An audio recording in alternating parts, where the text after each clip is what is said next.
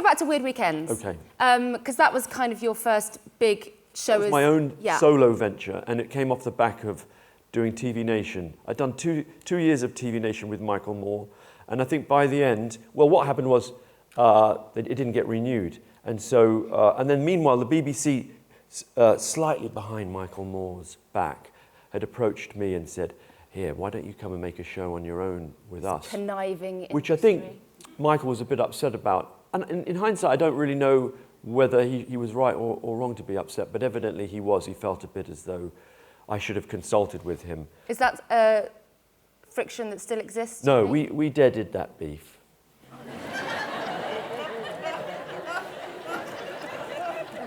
Younger people understand what I'm talking about. I want that on a T-shirt. I deaded that beef.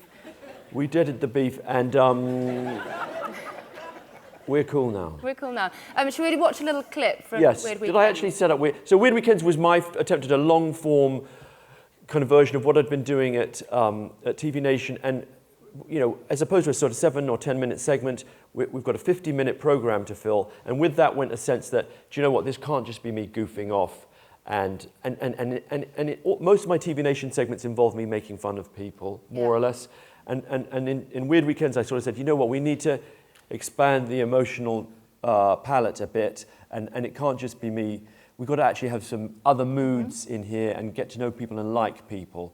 And so that was what we endeavoured to do. Let's take a look.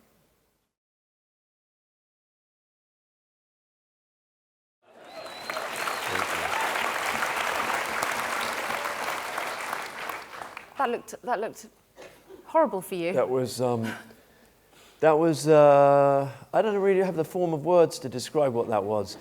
It was a very weird situation, which at the same time, apparently it's business as usual at the power plant. Right. Like, I thought, like, oh, that was them tearing a strip off me. That was sort of just what they used to do generally. And I suppose it's a bit weird, like, well, why would you do it to a visiting journalist? But in a way, they were showing me a kind of respect, I like to think. It was. It looked really respectful. Because what they're saying is, we can see that you're up for this. We can see that we're not going to patronize you by saying, like, you know, you're a visiting presenter, just do a few crunches and we'll say, like, well, here's your Jim will fix it badge. So you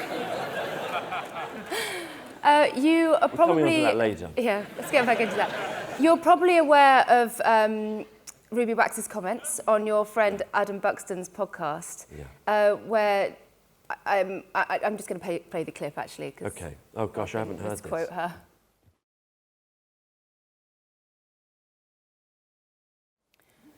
So we shouldn't laugh, because she's obviously quite pissed off with you. Your reaction?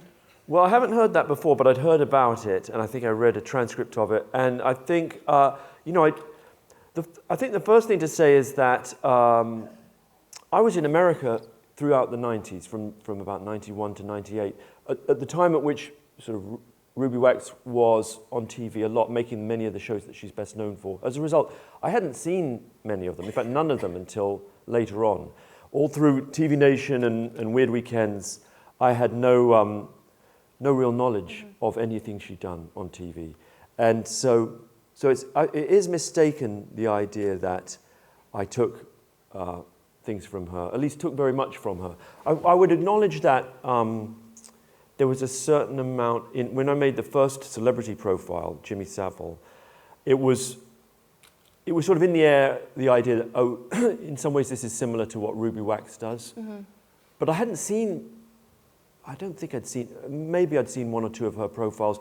And to me, as much of an influence would have been something like Molly Dineen's profile of Jerry Halliwell, where she followed her for sort of weeks, if not months, over the course of an hour and a half documentary, or John Ronson's profile of the Tottenham Ayatollah. So he should be pissed off?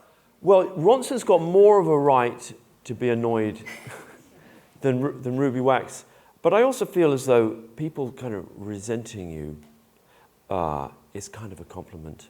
You know, I'm not trying to be glib about it. I sort of feel like I think it's what I feel bad for her. I feel bad that she's upset by it. I can completely relate to the sense of having to be brought face to face with your sort of TV shelf life, and the idea of being threatened by people who are a bit younger is completely understandable.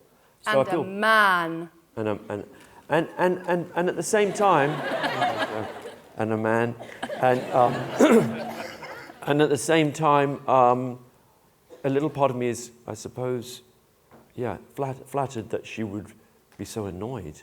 You know what I mean? Does that make sense? Good attitude. I'm I'm not taking a question. pleasure in the fact that she's upset. No, of course not. So I have some questions here. Just give me a second. How do you remain so calm and impartial when talking to people with some of the most extreme views, e.g. anti-LGBTQ, Nazis, prisoners, etc.? Yeah. Okay, so that may be the question I'm asked most often in this kind of forum. And what I always have to say is, like, to be honest with you, I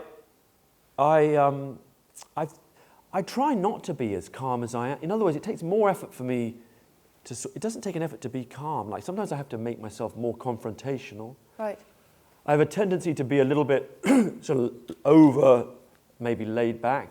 And I think what happens is you go there and you're being told, like, you're going to meet some Nazis, right? And you're like, okay. And they're going to be wearing, or you read your research, like, they're going to come to the door wearing swastikas, there'll be skinheads. You're like, fine. So then you go to the door and like, I'm a goddamn Nazi, you motherfucker. I'm like, well, that's what my notes said. You know what I mean? So you're not surprised. Yeah, I think you're a piece of shit. You come from the Jews media? You're like, well, that's not generally how I think of it, but you know what I mean? It's like, in other words, it's not like, well, you're what? You're a what? Like, yeah. It would be quite weird to be shocked. I'd be more shocked if you came in the door and said, like, I'm not a Nazi. I'd be like, what? Damn it! Like, have I come to the wrong house? I think the only time when I generally get riled up is sometimes when someone's attacking you personally or mischaracterizing you and without meaning to. So when I did my Scientology movie, the Scientologists have a kind of gift for pushing your buttons. It's almost something that they train in. And famously, they made John Sweeney, the Panorama reporter, go shouty crackers when he was visiting a facility. But they kept interrupting him and going like, you're a bigot, John. John, you're a bigot. You're a bigot, John. No, I'm not a John. John, you're a bigot. John, you're a bigot. I'm not a bigot. And he went nuts. And that's the thing. They've got certain techniques. And so with me, there was like, you're trespassing. You need to leave. We're calling the cops. You're trespassing. You're trespassing. You need to leave. And you think like, I'm not trespassing. Okay. Yeah. You just find yourself. So that's when I lose my cool. Right. We don't see it very often. No. And we cut it out, generally. Yeah. Should we take a look at your Scientology movie? Sure, why not?